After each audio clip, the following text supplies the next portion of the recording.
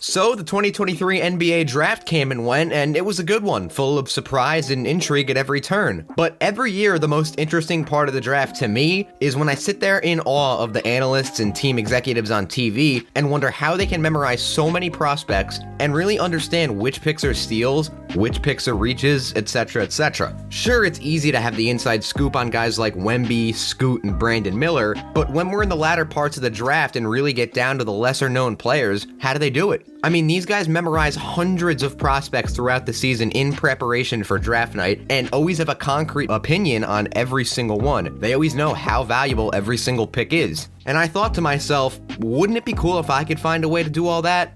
Well, I did, but with a twist. Before we get things kicked off, hey folks, my name is Dylan Brett, internet's busiest analytics nerd, and on this channel, we break down all things basketball from an in-depth analytical standpoint. If you want to see more content like this, subscribe and turn on post notifications to get notified whenever a new video drops, as we have a ton of content coming your way during this off-season. So it should be pretty obvious that I can't simply do a deep dive into every single prospect in the draft and find out their strengths, weaknesses, and overall value through old school conventional means. So I decided to do something completely off the rails and let math do it for me.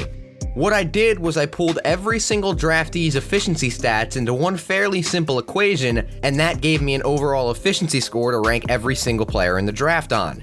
Aside from basic per-game stats, I pulled things such as PER, usage rate, assist-to-turnover ratio, true shooting percentage, and more into the same equations to spit out one number that would tell you all the basics of what you need to know about these players.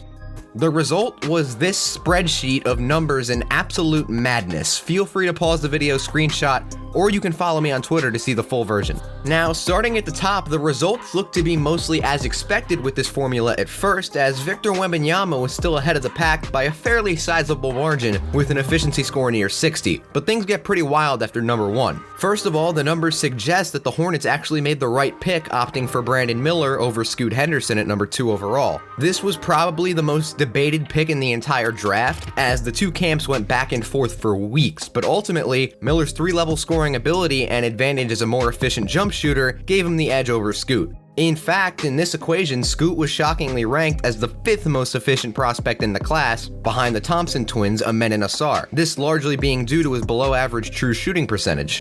Look, you already know all about these big-name guys. I'm not here to teach you about their games. So let's jump out of the top 5 and get into where stuff really gets wild. And that all starts with 19th overall pick, Golden State's very own Brandon Podziemski out of Santa Clara. Ranked as the 6th overall prospect in the draft by this equation, I was convinced this kid was a glitch in the system and tried to redo the formula time after time. Despite this, he kept ranking near the top of the table due to his video game-like efficiency stats.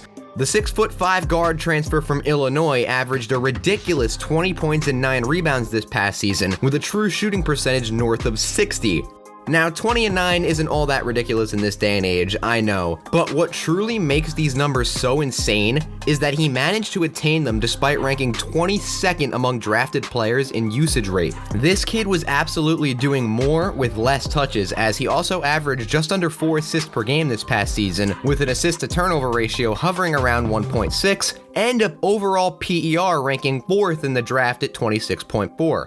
Now, obviously, there are going to be some qualms about the level of competition he played in the West Coast Conference, but from a pure efficiency standpoint, these numbers are hard to pass up. So, Mr. Podziemski's stats got me thinking, who were the biggest steals in the draft? What teams got the best possible players with the lowest possible picks? In short, who got the best possible value? Well, to find that out, all I had to do was add a pick multiplier to my formula, meaning that the top pick gets a .001 multiplier to their score, second gets .002, and so on. To no surprise, our friend ranked as the most valuable pick in the draft with a score of 32.38. But what surprised me most were the picks that came immediately after. The title of second most valuable pick in the entire draft went to Leonard Miller of G League Ignite, who was picked up by the Timberwolves at 33rd overall. This is a guy who was initially expected to enter the 2022 draft as a projected late second round pick, but opted to join GLI for a year and absolutely blossom there. Miller is a long 6'10 forward with a 7'3" wingspan that averaged 17 and 10 this past season,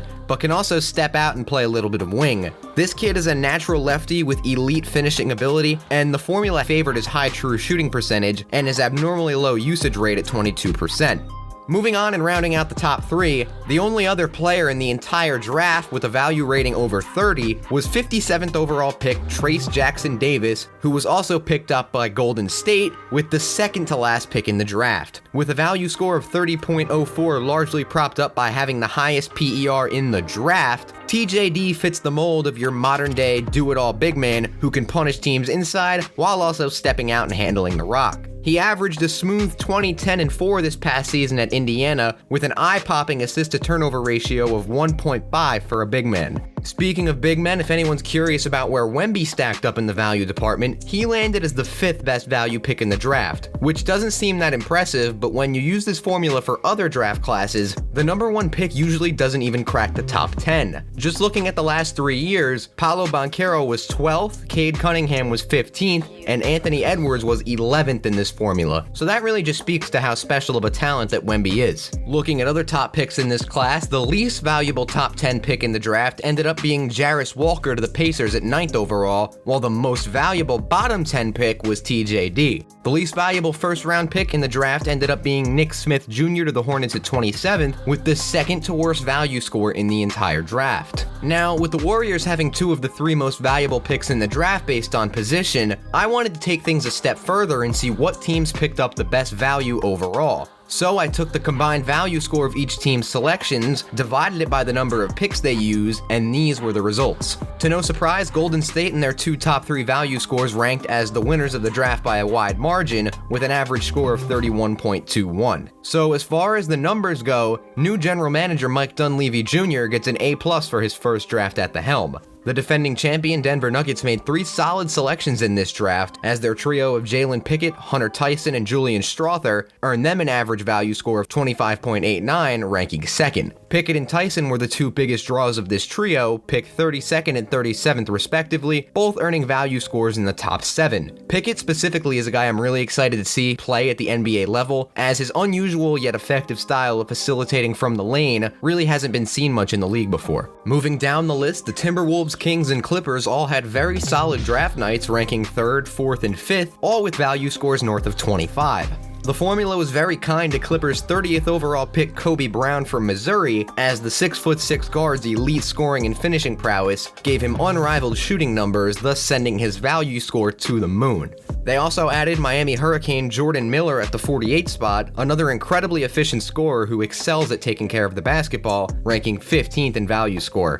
Leading the way for the Kings was NCAA tournament hero Jalen Slauson from Berman, whose prowess as a passer and facilitator earned him top 15 value rankings despite being picked 54th. Colby Jones from Xavier is another interesting prospect who climbed towards the top of the list, with a value score right around 25.5. After the top 5, this is where most of the lottery teams start showing up, as the Spurs, Pistons, and Rockets all land back-to-back-to-back at 6, 7, and 8. Then we get into some of the trade-happy teams, as Oklahoma City and Dallas both put together formidable drafts after swapping picks early on. One guy I'm really excited to see play is Mavericks pick Derek Lively II from Duke, as despite averaging just 5 points and 5 rebounds this past season, his insane defensive metrics carried his value score into the top 20.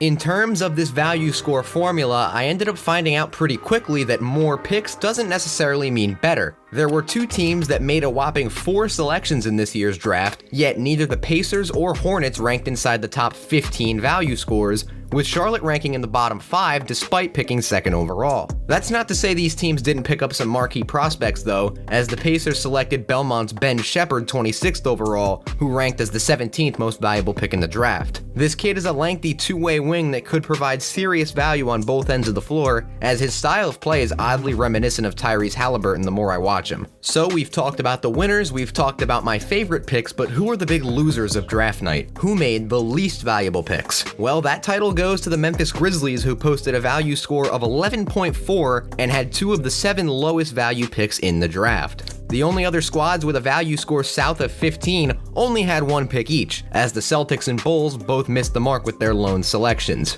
Celtics pick Jordan Walsh from Arkansas ranked 54th in value score, while Bulls pick Julian Phillips ranked 49th, despite being picked near the top of the second round. Despite picking one of the most valuable players in the draft at number 2 overall, the Hornets then stumbled into picking 3 of the 12 lowest value players in the entire draft with their 3 remaining picks. And once again, I feel like I have to say this is just a personal project. This is by no means my final verdict on these players. This is just what the spreadsheet says, just trying to provide a little bit of perspective on each one of these prospects according to their analytics. So we've gone from the top of the board to the bottom of the board in a fairly timely manner and evaluated the highest and lowest picks in the draft. Going over every single selection number by number would likely make this video over an hour, so as I said, if you want to see the complete table with in-depth analysis, head over to my Twitter where I'll have everything listed. Until then folks, remember to subscribe and see you next time.